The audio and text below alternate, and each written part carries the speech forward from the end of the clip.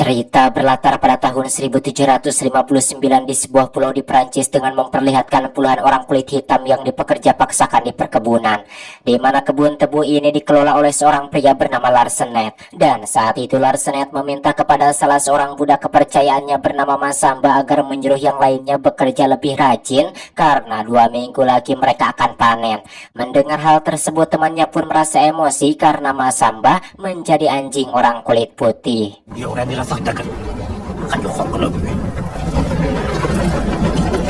Malam harinya putri Masamba yang bernama Mati mengajak untuk melarikan diri ke suatu tempat bernama Boumi karena dirinya tidak ingin terus menjadi budak dan dianggap seperti hewan. Namun Masamba menolak disebabkan tempat itu tidak ada melainkan hanyalah dongeng.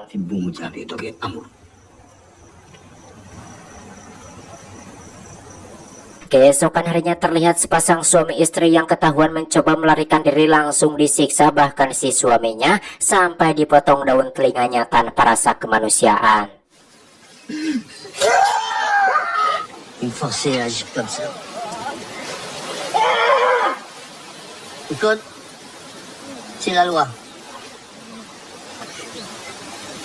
Sebelum kita mulai ceritanya, jangan lupa untuk subscribe, tekan tombol lonceng, dan like agar tidak ketinggalan cerita-cerita lainnya. Mari kita lanjutkan ceritanya. Malam harinya Mati menangis histeris akibat kejadian tadi siang dan kembali meminta kepada ayahnya untuk melarikan diri. Namun ayahnya mengatakan kalau dirinya belum siap untuk melarikan diri sekarang karena jika ketahuan mereka akan digantung.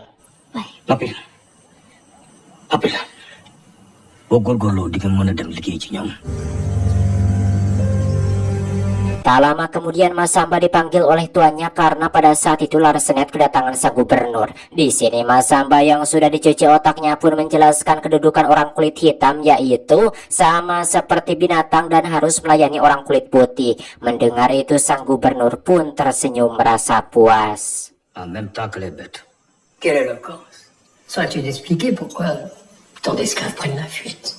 Namun ketika Masamba menjawab pertanyaannya bahwa alasan para budak melarikan diri itu akibat terlalu kelelahan bekerja, di sini si gubernur malah marah karena menurutnya orang kulit hitam itu jangan pernah merasa lelah sebab mereka tak jauh seperti hewan. Lalu Masamba pun diusir dari ruangan. Wah, sungguh wedan biadab sekali. Je vous prie de m'excuser.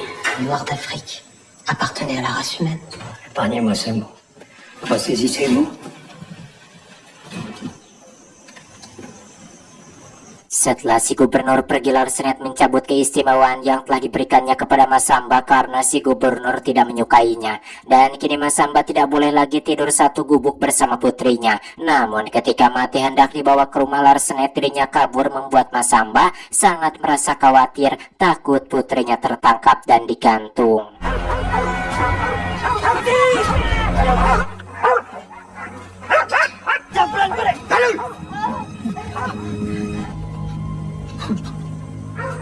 Keesokan harinya Larsenet menyeru bawahannya mencari pelacak untuk mencari Mati. Dan di sini putranya yang bernama Honel meminta untuk ikut. Selain itu, dirinya juga meminta agar ayahnya jangan menghukum Mati jika nanti Mati kembali tertangkap. Mendengar itu ayahnya pun setuju. Lalu Masamba pun disiksa karena dirinya tidak mau memberitahu mereka kemana putrinya pergi.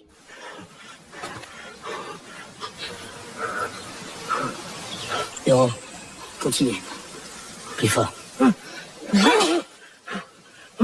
Tak lama kemudian seorang pelacak bernama Poiset beserta kedua putranya datang. Kemudian Poiset pun mencoba merayu Masamba agar mau memberitahukan kemana putrinya melarikan diri. Namun Masamba tetap tidak mau memberitahunya. Hingga akhirnya teman dekat Mati bernama Ruba yang diancam pun terpaksa memberitahu mereka kalau Mati kabur menuju Boumi. Setelah mengetahui itu, Honel, Poiset beserta kedua putranya pun langsung pergi menyusul Mati. Sementara Masamba dirinya dikurung dan tidak akan dikeluarkan sebelum anaknya berhasil kembali ditangkap.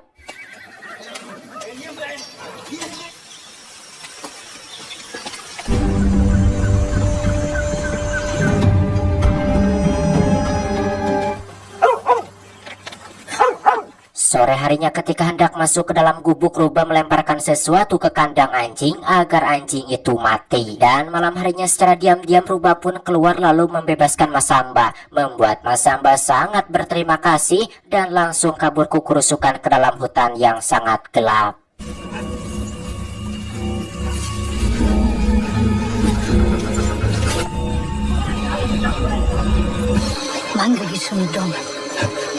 Keesokan harinya Masamba pun berusaha melepaskan rantai yang ada di kepalanya, kemudian kembali melanjutkan perjalanan menyusul putrinya.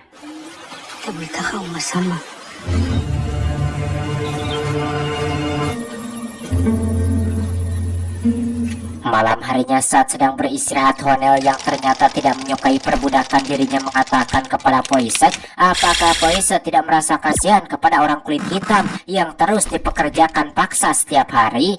Poiset menjawab bahwa dirinya tidak merasa kasihan karena orang kulit hitam itu derajatnya sama dengan hewan. Plus éminents théologiens ont convenu que les Noirs d'Afrique n'avaient pas d'âme. Et les ignorer n'y changera rien. Keesokan harinya Masamba yang melanjutkan perjalanan dirinya ketahuan oleh Poiset dari teropong sehingga mereka pun langsung mengejarnya. Sementara Masamba di sana dirinya bertemu dengan seorang pria yang sama melarikan diri bernama Cuy. Yang ternyata Cuy melarikan diri bersama istri dan anaknya yang masih bayi. Tapi sialnya saat mereka bersembunyi, si bayi menangis membuat mereka ketahuan dan langsung kabur.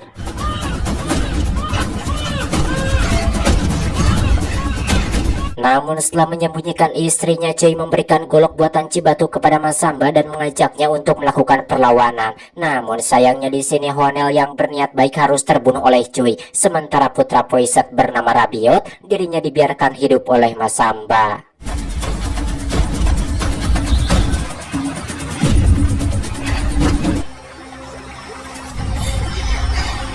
Sesampainya di sungai, Masamba bertemu dengan seorang buronan bernama Dinok. Kemudian Dinok pun membawa Masamba ke tempat persembunyiannya dan Masamba mengatakan bahwa dirinya sedang mencari putrinya. Sesampainya di tempat persembunyiannya, Dinok pun memberinya makanan membuat Masamba yang kelaparan sangat berterima kasih. Merci. J'ai versé mon sang pour les Blancs de France. Pourquoi tu es marron alors? Ils ont brûlé le papier qui m'affranchissent. Keesokan paginya Rabiot memutuskan untuk tidak ikut melanjutkan perjalanan mencari Mati dan Masamba, karena kemarin Masamba sudah membiarkan dirinya hidup. Mendengar itu ibunya tidak bisa melarang, sementara kakaknya yang bernama Joseph tidak terima dan langsung menyerang Rabiot. Namun karena Rabiot tetap kekeh pada pendiriannya, akhirnya Joseph pun membiarkan adiknya itu pulang sambil membawa mayat Honel. Sementara Masamba sebelum melanjutkan perjalanan dirinya diberitahu oleh Dinok bahwa Mati pastinya pergi menuju pantai, tidak akan menuju bumi karena bumi itu tempatnya sangat jauh dan tersembunyi. Oleh karena itu akhirnya Masamba pun melanjutkan perjalanan menuju pantai sesuai petunjuk yang diberikan oleh Dinok.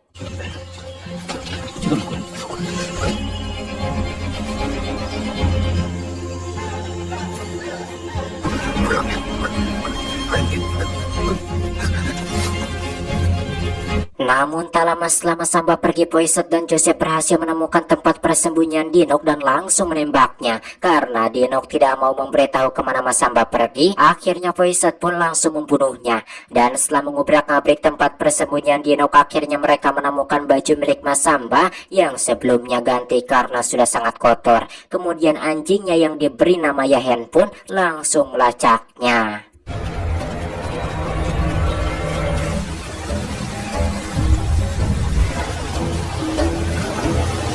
Dan saat Masamba sedang menyeberangi sungai, Yahen datang menyerangnya hingga keduanya jatuh ke air terjun. Namun sialnya ternyata si Yahen masih hidup lalu menyerang Masamba, membuat Masamba yang emosi langsung membunuhnya. Dan hal itu diketahui oleh Poiset beserta anaknya yang sudah sampai di sana.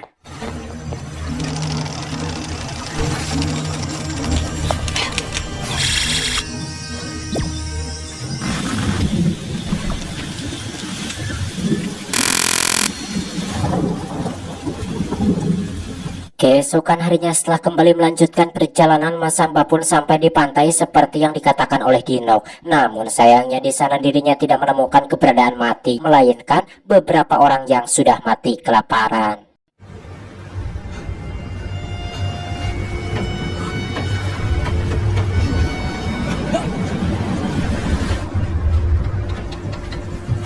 Beruntungnya tak lama di sana Masamba bertemu dengan 3 orang pria yang sedang membuat perahu, dan Masamba pun mengatakan kalau dirinya sedang mencari mati putrinya.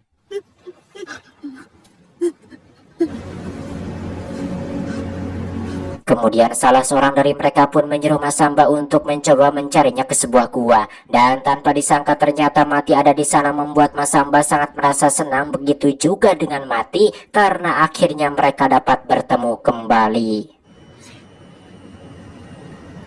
Dan kini Masamba pun percaya bahwa bumi tempat yang aman itu benar-benar ada, lalu dirinya mengajak putrinya pergi untuk mencari tempat itu. Tak lama kemudian Poisat dan Joseph pun sampai di sana, lalu mereka pun mengikuti jejak Masamba. Namun setelah diikuti ternyata Masamba yang tidak bodoh menghapus jejaknya kemudian bersembunyi sehingga mereka berdua pun selamat tidak tertangkap.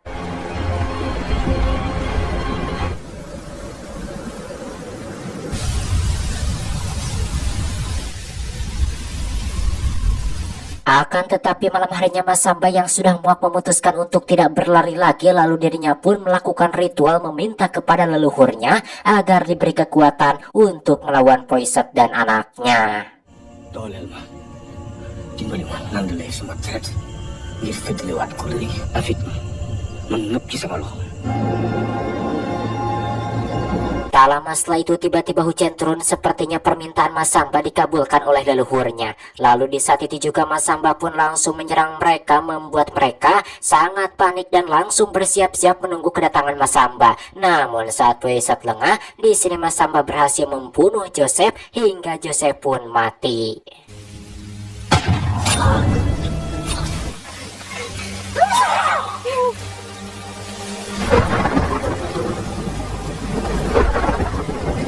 Dan kini hanya tinggal Poisat yang tersisa. Meskipun di sini Masamba sempat tertembak, akan tetapi pada akhirnya dirinya berhasil membunuh Poisat yang kejam itu.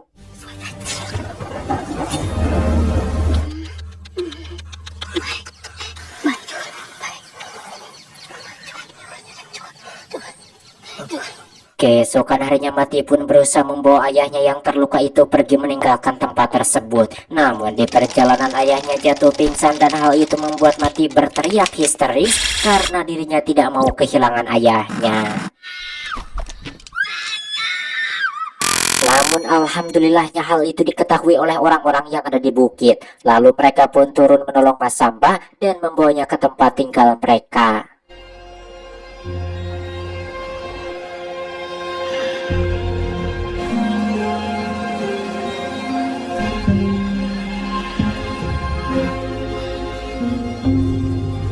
Dan ternyata ini adalah bumi tempat yang dicari oleh Masamba dan Mati selama ini. Lalu saat itu juga Masamba pun langsung diobati, termasuk luka yang ada di punggungnya.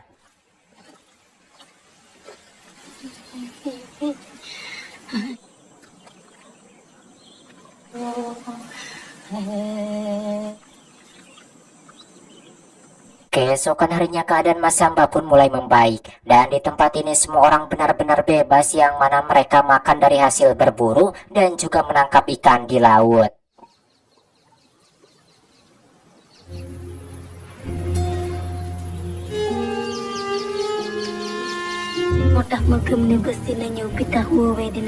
Hari-hari pun terus berlalu dan Mati pun menikmati kebebasannya di tempat ini. Bahkan suatu ketika Mati pun sempat melihat bayangan mendiang ibunya yang membuat Mati sangat merasa senang.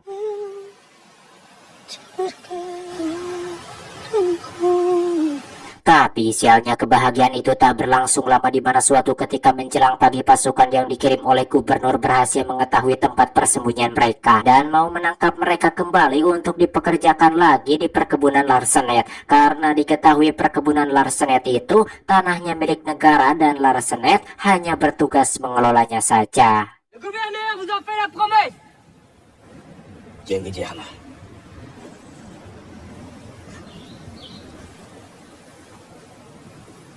Namun saat itu mereka yang tidak ingin lagi menjadi budak menyanyikan lagu kebebasan lalu ngarajol ke laut, membuat para prajurit tidak bisa berbuat apa-apa selain bengong.